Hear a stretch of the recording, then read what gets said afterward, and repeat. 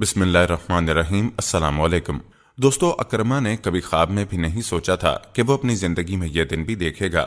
وہ ایسے شہر سے بھاگ رہا تھا اور شکست کھا کر بھاگ رہا تھا جس کی مٹی سے اس نے وعدہ کیا تھا کہ وہ اپنے باپ کا بدلہ دشمن کے خون کو اس مٹی میں جذب کر کے لے گا۔ اسے ان لوگوں سے سخت نفرت تھی جنہوں نے اپنے والدین اور قبیلے کا کوئی پاس نہیں رکھا تھا، جنہوں نے اپنے باپ دادا کو جاہل قرار دے کر عرب کی ساری جاری روایات کو تج کر کے ایک ایسے شخص کا ساتھ دینے کا فیصلہ کر لیا تھا جو اپنے آپ کو اللہ کا رسول کہتا تھا۔ اس کے دوستوں سعد بن ابی وقاص اور مصعب بن عمیر رضی اللہ عنہ انہوں نے اسے کہا کہ وہ اللہ کے رسول حضرت محمد صلی اللہ علیہ وسلم کی بات سن لے، ان کے پیش کردہ دین کو پرکھ تو لے، اسے قبول کرنے کا فیصلہ بعد میں کر لینا۔ لیکن اس نے وہی بات دہرائی جو اس کے باپ نے اسے کہی تھی۔ اس نے کہا تھا، میں اس شخص کو ہرگز اللہ کا رسول ماننے کو تیار نہیں جس کی تعلیمات کے نتیجے میں ماں بیٹے کی، بیٹا باپ کا، باپ بھائی کا اور بھائی بھائی کا دشمن بن رہا ہے۔ اسے دوستوں نے سمجھانے کی بہت کوشش کی کہ دشمنیاں اس تعلیم سے نہیں پڑیں بلکہ نہ ماننے اور انکار کرنے والوں کے رویے سے جنم لے رہی ہیں، مگر اکرمہ نے ایک دفعہ بھی سنجیدگی اور تحمل سے کسی کی بات نہ سنی۔ وہ اپنے باپ کا اندھا مقلد تھا۔ اس نے صاف صاف کہہ دیا کہ وہ وہی کچھ کرے گا جو اس کا والد کہے گا، اس سے دشمنی رکھے گا جس سے اس کے باپ نے دشمنی رکھی، اس سے دوستی رکھے گا جس سے اس کے باپ نے دوستی رکھی۔ اور دوستو، اس کا باپ عمرو بن الحکم یعنی ابو جہل، بنو خزیمہ کا معزز ترین فرد اور اسلام کا دشمن اعظم، بھلا اس صورت میں اکرمہ اسلام کے قریب کیسے آ سکتا تھا؟ بھاگتے اکرمہ کو بیتے ہوئے تلخ لمحے اچھی طرح یاد تھے۔ دراصل عرب کے اس زندگی میں اس شخص کو معزز اور بہادر سمجھا جاتا تھا جو اپنی زندگی دشمنی میں خون بہانے یا دوستی میں جان دینے کے لیے گزار دے، اور اس نے اپنی زندگی اسلام کی دشمنی اور باپ کے انتقام کے لیے وقف کر رکھی تھی۔ اکرمہ کی زندگی کے تلخ لمحے اس وقت شروع ہوئے جب اللہ کے رسول اس کے باپ کے جال اور پہرے کے باوجود اس کی عین آنکھوں کے سامنے ہجرت کر کے مدینہ پہنچ گئے۔ ہجرت سے پہلے تو مسلمانوں کو تنگ کرنا، ان پر آوازیں کسنا اس کے لیے ایک کھیل ہوا کرتا تھا، اور دشمنی کے بس یہی لمحے اس کے لیے سکون کا باعث تھے۔ ورنہ جب سن 2 ہجری میں پہلا معرکہ بدر کا میدان ہوا تو اسی دن سے اس کی زندگی کے تلخ ایام کا آغاز ہوا۔ اس دن اس کی آنکھوں کے سامنے انصار کے 2 نوجوانوں نے اس کے والد کو خاک و خون میں نہلا دیا، اور بھلا وہ لمحہ وہ کیسے بھول سکتا تھا جب اس نے دور سے ایک انصاری کی تلوار کو اپنے باپ پر برستے دیکھا۔ وہ دیوانہ وار اس انصاری کی طرف بڑھا تھا، مگر اس کے پہنچتے پہنچتے اس کا باپ خاک و خون میں لت پت ہو چکا تھا۔ اس نے آتے ہی پیچھے سے وار کیا اور ایک لڑکے کا بازو کاٹ دیا۔ وہ دوسرا وار کرنا ہی چاہتا تھا کہ ایک دشمن اس کے سامنے آ گیا، اور اس کے بعد اس نے ایسا منظر دیکھا کہ باپ کے قتل کا ہولناک منظر بھول گیا۔ اس نے دیکھا کہ ایک قریشی ایک مسلمان کی گردن اڑانے کو تھا کہ نہ جانے کیسے اس پر اندیکھا وار ہوا اور اس کی گردن نیچے لڑک گئی۔ اس منظر نے اسے بالکل ہی ہلا کر رکھ دیا، اور پھر ایک اور دشمن اس کے سامنے آ گیا اور اس نے بڑی مشکل سے اس سے اپنی جان بچائی تھی۔ اس کے بعد اس پر ایسا خوف مسلط ہوا کہ اس کے اندر کی ساری بہادری بزدلی اور پست ہمتی میں بدل گئی، اور وہ شکست خوردہ ہو کر دوسرے لوگوں کی طرح میدان سے بھاگ گیا۔ اسے اچھی طرح یاد تھا کہ وہ کئی دن گھر نہیں جا سکا تھا۔ باپ کی اس ذلت آمیز موت اور قوم کے بڑے بڑے سرداروں کا قتل اس کے ذہن سے چپک گیا تھا۔ اس نے قسم کھائی کہ جب تک اس شکست کا بدلہ نہ لے لے گا چین سے نہیں بیٹھے گا۔ پھر اس کی نظروں کے سامنے 1 سال بعد کا منظر آ گیا، وہ منظر جس پر وہ فخر کیا کرتا تھا۔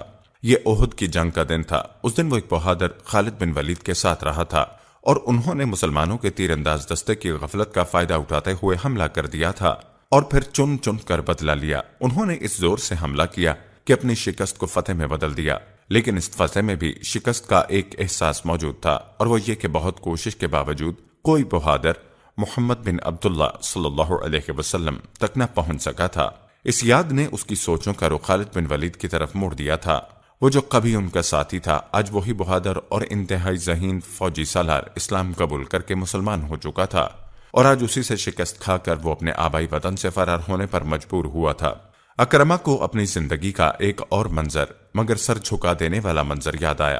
یہ منظر جنگ خندق سے متعلق تھا، جب وہ پورے جزیرہ نما عرب کے لشکروں کے ہمراہ مدینہ پہنچا تو اسے یقین تھا کہ اب اسلام کا قصہ ہمیشہ کے لیے ختم ہو جائے گا، مگر اکرمہ کو خندق دیکھ کر شدید حیرت ہوئی۔ یہ حیرت جلد ہی غصے میں تبدیل ہو گئی۔ ہزاروں کا لشکر اس کے ہمراہ تھا اور دشمن اس کے سامنے موجود تھا، مگر سب کے ساتھ وہ بھی بے بس تھا۔ کئی دن ان کا لشکر خندق کے پار مدینہ کا محاصرہ کیے پڑا رہا۔ اکرمہ اپنے ساتھیوں کے ہمراہ کئی مرتبہ خندق کا معائنہ کر چکا تھا، مگر اسے پار کرنے کا کوئی طریقہ سمجھ میں نہیں آتا تھا۔ پھر ایک دن اس نے ایسی جگہ کا سراغ لگا لیا جہاں خندق قدرے کم چوڑی تھی۔ اسی دن اس نے عمرو بن عبدو کے ہمراہ گھوڑے کو ایسی ایڑ لگائی کہ خندق محفوظ طریقے سے پار کر لی۔ اب وہ اور دشمن آمنے سامنے تھا۔ اس کا جی تو یہی چاہتا تھا کہ فوراً دشمن پر ٹوٹ پڑے، لیکن عمرو اس کا بزرگ ساتھی تھا، اس لیے پہلے اس نے مقابلہ کیا۔ عمرو کو ایسا شاہ سوار سمجھا جاتا تھا جو 1000 سواروں پر بھاری تھا، لیکن اس کے چیلنج کا جواب اس سے کئی گنا کم عمر، جسمانی لحاظ سے بہت کم تر اور دشمن نے دیا تھا۔ یہ حضرت علی رضی اللہ تعالیٰ عنہ تھے۔ انہوں نے اپنے پہاڑ جیسے دشمن کو اکرما کے سامنے چونٹی کی طرح مسل دیا۔ عمرو کا یہ حشر دیکھ کر اکرما کی ساری بہادری جنگ بدر کی طرح پھر بزدلی اور پست ہمتی میں بدل گئی۔ ایک تو اسے اس چیز کی سمجھ نہیں آتی تھی کہ وہ جیسے ہی دشمن کے سامنے آتا ہے اس کا عزم، اس کا جوش، اس کا ولولہ ایک دم ختم کیوں ہو جاتا ہے۔ اس وقت بھی یہی ہوا تھا۔ عمرو کو خون میں لت پت پڑا دیکھ کر وہ واپس پلٹا اور اسی طرح گھوڑے کو ایڑ لگا کر خندق کو پھاند گیا جیسے پھلانگ کر دشمن کے مقابلے پر آیا تھا، اور اس دن کے بعد تو اس پر یاسیت مسلط ہو گئی۔ خندق کی جنگ کے بعد اہل مکہ یہ بات ماننے پر مجبور ہو گئے کہ اسلام کو ختم کرنے کا خواب کبھی شرمندہ تعمیر نہیں ہو سکے گا، اور پھر حالات اس تیزی سے بدلے کہ یہ دن آن پہنچا۔ ان کا سردار ابو سفیان صلح حدیبیہ کو برقرار رکھنے کے لیے بھکاری کی طرح مدینہ گیا، مگر کسی نے اسے اہمیت نہ دی اور وہ ناکام واپس آ گیا، اور پھر اسلامی لشکر علی الاعلان مکے پر حملہ آور ہوا۔ اکرمہ اور اس کے ساتھیوں نے یہ عہد کیا تھا کہ وہ کسی صورت بھی دشمن کو مکے میں داخل نہیں ہونے دیں گے، مگر ایک عجیب خبر نے اسے بالکل بے بس کر دیا۔ وہ عجیب خبر تھی مکے کا سردار اور جنگ احد کا فاتح سالار ابو سفیان اب پہلے والا شخص نہیں رہا۔ انہوں نے اسلام قبول کر لیا ہے اور انہوں نے یہ اعلان کیا ہے کہ جو کوئی امن چاہتا ہے ان کے گھر میں پناہ لے لے، مگر اکرمہ اور اس کے ساتھی اس اعلان سے سخت مایوس ہوئے۔ خاص طور پر اکرمہ سوچنے لگا بھلا باپ کے قاتلوں کے آگے ہتھیار ڈالنا کہاں کی غیرت ہے۔ اس نے اپنے 17 کے قریب ساتھیوں کو جمع کیا اور دشمن کو نقصان پہنچا کر مکے سے روپوش ہونے کا منصوبہ بنایا۔ اس نے ایک اور جگہ متعین کی تھی اور ساتھیوں سمیت ایک گھاٹی کے پیچھے چھپ گیا، اور اس کی توقع کے مطابق خالد بن ولید کا مسلح دستہ پھونک پھونک کر قدم رکھتا ان کے سامنے آ گیا۔ ان کی تعداد 14 کے قریب تھی اور اکرمہ کے دستے کے لوگ 17 تھے۔ اکرمہ نے مناسب موقع جان کر تیروں کی بوچھاڑ کی۔ پہلے ہی حملے میں خالد بن ولید کے 4 ساتھیوں کو تیر لگے اور ساتھ ہی اکرمہ ساتھیوں سمیت للکار کر ان پر ٹوٹ پڑا، اور یہی اس کی غلطی تھی۔ وہ یہ بھول چکا تھا کہ صحابہ کرام نے ہمیشہ کم تعداد کے باوجود ان پر فتح پائی ہے، اور آج محض چند افراد کی برتری کے ساتھ وہ ان پر کیسے قابو پار لیں گے، اور اگر اس جھڑپ میں وہ فتح یاب بھی ہو گئے تو مسلمانوں کے عظیم لشکر کا مقابلہ کیسے کر سکیں گے۔ دراصل یہ تو ایک نفرت کا جنونی اظہار تھا جو انہوں نے کیا، اور پھر اس کا خمیازہ بھی بھگتا۔ آج جب وہ توحید کے ماننے والوں کے سامنے آیا تو اس کے ہاتھ پاؤں پھول گئے، ساری بہادری اور غصہ جھاگ کی طرح بیٹھ گیا، اور اس نے جلد ہی اپنے 3 ساتھیوں کو خون میں لت پت ہو کر زمین بوس ہوتے دیکھ لیا۔ مکے کی مقدس سرزمین محض اس کی ضد اور حماقت کی وجہ سے خون سے رنگی جا رہی تھی۔ اس احساس نے اس کی رہی سہی ہمت بھی ختم کر ڈالی، اور وہ 2-4 اوچھے وار چلانے کے بعد بھاگ کھڑا ہوا۔ اکرمہ کو نہیں معلوم کہ اس نے 17 ساتھیوں میں سے 12 مارے گئے۔ اہل اسلام میں 2 شہید ہوئے۔ اکرمہ حواس باختہ ہو کر مکے سے باہر نکل آیا۔ مکے سے باہر نکل کر اس نے ایک اور نواحی علاقے میں قیام کیا اور شہر کے متعلق سن گن لی۔ اسے معلوم ہوا کہ قریش کو عام معافی دے دی گئی ہے، لیکن بعض لوگوں کے جرائم کی بنیاد پر انہیں قتل کر دینے کا حکم ہوا ہے۔ ان کے متعلق یہ سخت حکم دیا گیا تھا کہ اگر یہ لوگ کعبے کے غلافوں میں بھی چھپ جائیں تب بھی انہیں معاف نہیں کیا جائے گا، اور اس فہرست میں اس کا نام شامل تھا۔ اس خبر نے گویا اس کی قسمت میں مکے کو انتہائی عبرتناک طریقے سے چھوڑ دینا مقدر کر دیا۔ وہ یہ بھی جانتا تھا کہ اس کی بیوی ام حکیم ابھی مکہ ہی میں ہے، لیکن وہ اپنے اندر اتنی ہمت نہیں پاتا تھا کہ شکست خوردہ چہرہ لے کر مکے جائے اور بے بسی سے گردن کٹوا ڈالے۔ آخر سوچ بچار کے بعد اس نے یمن کا رخ کیا۔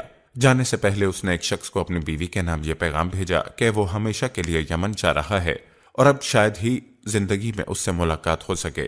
اس پیغام کے بعد چند روز تک وہ یمن جانے کے لیے تہامہ کے علاقے پہنچ گیا۔ تہامہ ایک ساحلی علاقہ تھا اور یہاں سے اکرمہ کو ایک کشتی کے ذریعے یمن جانا تھا۔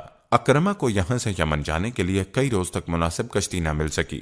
اسی دوران اسے رہ رہ کر مکے یاد آتا رہا، اپنی بیوی یاد آتی رہی جسے وہ مفتوح علاقے میں اپنے دشمنوں کے رحم و کرم پر چھوڑ آیا تھا۔ اسے یقین تھا کہ دشمن اس کی فرار کا بدلہ اس کی بیوی سے لے گا۔ اس کا ضمیر اسے ملامت کر رہا تھا کہ اگر اسے بھاگنا ہی تھا تو کم از کم اپنے خاندان کو تو ساتھ لیتا، لیکن اس کی قسمت ہی پھوٹ چکی تھی۔ اسی دوران میں اسے معلوم ہوا کہ کشتی یمن جانے کے لیے تیار ہے اور اس میں جگہ بھی ہے۔ اکرمہ بوجھل قدموں کے ساتھ کشتی والے کی طرف چل دیا۔ کشتی میں پہلے بھی سواریاں تھیں۔ اس نے پوچھے دل سے ملا سے کہا، کیا مجھے بھی لے چلو گے؟ ہاں لے چلوں گا، لیکن ملا بڑے غور سے اس کی طرف دیکھنے لگا، پھر بولا، کشتی میں سواریاں زیادہ ہیں، اس لیے تمہیں ساتھ چلنے کے لیے اپنی نیت خالص کرنی ہوگی۔ نیت خالص کرنی ہوگی؟ کیا مطلب ہے تمہارا؟ اکرمہ اس کی عجیب و غریب شرط پر حیران تھا۔ اگر تم شہادت دو کہ ایک اللہ کے سوا کوئی لائق نہیں اور محمد اللہ کے بندے اور رسول ہیں تو میں سمجھ لوں گا کہ تمہاری نیت خالص ہے۔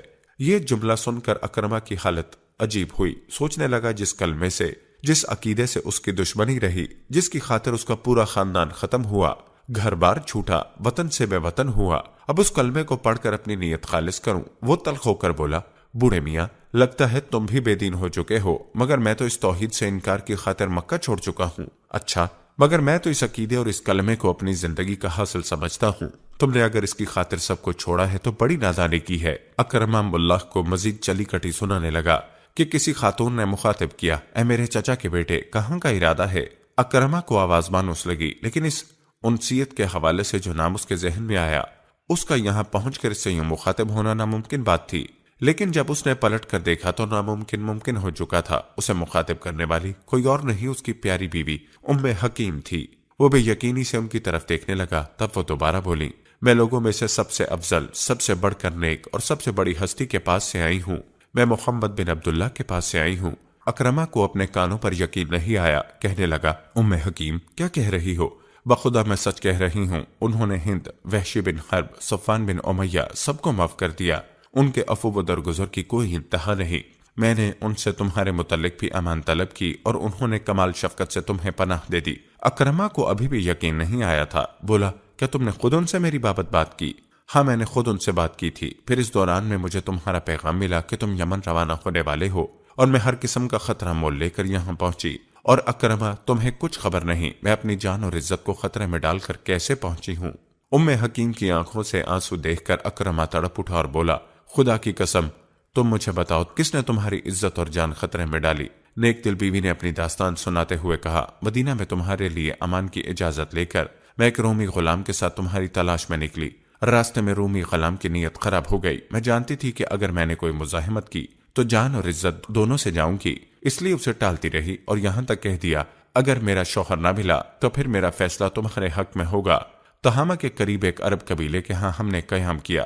میں نے موقع پا کر عرب قبیلے کے ایک بزرگ سے رومی غلام کی بدنیتی اور اپنی مظلومیت بیان کی۔ بزرگ نے میرے سر پر ہاتھ رکھا اور رومی غلام کو فوراً قید میں کر لیا۔ پھر میں آگے روانہ ہو گئی، پوچھتی پوچھاتی آخر تمہارے پاس پہنچ گئی۔ اب معلوم نہیں تم کیا فیصلہ کرتے ہو۔ اکرمہ کا دل پسیج گیا۔ بولا، ٹھیک ہے، میں تمہارے ساتھ مکہ واپس آنے پر آمادہ ہوں، لیکن مجھے اس نامرد اور رومی غلام سے حساب چکانا ہے۔ چنانچہ اکرمہ بیوی کے ہمراہ پہلے اس عرب قبیلے کے پاس گیا جنہوں نے اس کی اہلیہ کی مدد کی تھی۔ قبیلے نے ان کی عزت کی اور رومی غلام کو ان کے حوالے کر دیا۔ اکرمہ نے غصے میں آ کر رومی کو قتل کر ڈالا اور قبیلے کے معززین کا شکریہ ادا کر کے مکے کی طرف روانہ ہو گیا۔ راستے میں ایک جگہ قیام کے وقت جب وہ آرام کرنے کے لیے لیٹے تو ام حکیم نے اکرمہ سے کہا، اکرمہ، بے شک تم میرے شوہر ہو لیکن تم مشرک ہو، اس لیے میں تمہارے ساتھ کمرے میں نہیں سو سکتی۔ اکرمہ بیوی کا یہ رویہ دیکھ کر حیران رہ گیا، کہنے لگا، اچھا تو مسلمان ہو گئی؟ پھر تو تیرے اور میرے درمیان بڑی خلیج واقع ہو گئی۔ ہاں اکرمہ، اگر تم نے اسلام قبول نہ کیا تو پھر میرے اور تمہارے درمیان علیحدگی ہو جائے گی۔ میں اسی امید پر تم تک پہنچی کہ تم اسلام قبول کر لو گے اور ہمارا تعلق قائم رہے گا۔ یہ کہہ کر وہ اکرمہ کو سوچ کے سمندر میں دھکیل کر کمرے سے باہر چلی گئی اور اسی رات اکرمہ نے اسلام لانے کا فیصلہ کر لیا۔ اگلے دن وہ مکہ پہنچ گیا۔ ان کی آمد سے قبل اللہ کے رسول صلی اللہ علیہ وسلم کو وحی کے ذریعے اطلاع دے دی گئی کہ اکرمہ واپس آ رہا ہے۔ یہ اطلاع اس لیے دی گئی تھی کہ کہیں کوئی صحابی اسے دشمن جان کر نقصان نہ پہنچا دے۔ رسول اللہ نے خاص اعلان فرمایا، دیکھو جلد ہی اکرمہ ابو جہل تمہارے پاس مومن اور مہاجر بن کر آئے گا، اس لیے اس کے باپ کو گالی نہ دینا، اس لیے کہ میت کو گالی دینے سے اس کے لواحقین کو تکلیف ہوتی ہے اور گالی مرے ہوئے شخص کو ہرگز نہیں پہنچتی۔ تھوڑی ہی دیر میں اکرمہ اور ام حکیم آپ کے سامنے حاضر تھے۔ آپ نے مسکراتے ہوئے اکرمہ کا استقبال کیا۔ اکرمہ کی حالت عجیب تھی۔ انہوں نے بے یقینی سے پوچھا، اے اللہ کے رسول، ام حکیم نے بتایا کہ آپ نے مجھے پناہ دے دی ہے۔ ہاں ام حکیم سچ کہتی ہے، میں نے تمہیں پناہ دے دی۔ اکرمہ سوچ بھی نہیں سکتا تھا جس ہستی پر ماں، بیٹی اور خاندان کو لڑانے کا الزام تھا وہ اس قدر رحمت اور عفو و درگزر والا ہو سکتا ہے۔ تو پھر آپ فرمائیں کہ مجھے مسلمان ہونے کے لیے کیا کرنا ہے؟ آپ کی دعوت کیا ہے؟ آخر اکرمہ نے وہ سوال کیا جو انہیں بہت پہلے کر دینا چاہیے تھا۔ آپ نے انہیں کلمہ توحید پڑھ کر اسلام قبول کرنے کی ہدایت کی، نماز، روزہ، زکوٰۃ اور نیکی کرنے اور منکرات کو چھوڑ دینے کی ہدایت کی۔ اکرمہ پریشان آواز میں بولے، اے اللہ کے رسول، خدا کی قسم آپ یہ دعوت پیش کرنے سے پہلے بھی ہم سے زیادہ سچے اور صالح انسان تھے۔ اس کے بعد انہوں نے اپنا ہاتھ بڑھایا اور کہا، میں اقرار کرتا ہوں کہ اللہ کے سوا کوئی عبادت کے لائق نہیں اور آپ بلا شبہ اس کے سچے رسول ہیں۔ اس کے بعد بولے، اللہ کے رسول، مجھے اور کا کرنا ہے؟ آپ صلی اللہ علیہ وسلم نے فرمایا، اس سارے مجمع کو گواہ بنا کر اعلان کرو کہ آج سے تم اسلام کے مجاہد اور مہاجر ہو۔ اکرمہ نے صدقے دل سے اعلان کر دیا۔ اللہ کے رسول نے خوش ہو کر ان سے فرمایا، اے اکرمہ، آج اگر تم مجھ سے کوئی ایسی چیز مانگو جو میں نے کسی دوسرے کو بھی دی ہو تو تمہیں بھی وہ ضرور دوں گا۔ اکرمہ سوچنے لگا کہ وہ کتنے عظیم شخص سے جہالت میں آ کر عداوت کر بیٹھے تھے۔ ان کے ذہن میں پچھتانے کے جذبے کے سوا کچھ نہ تھا۔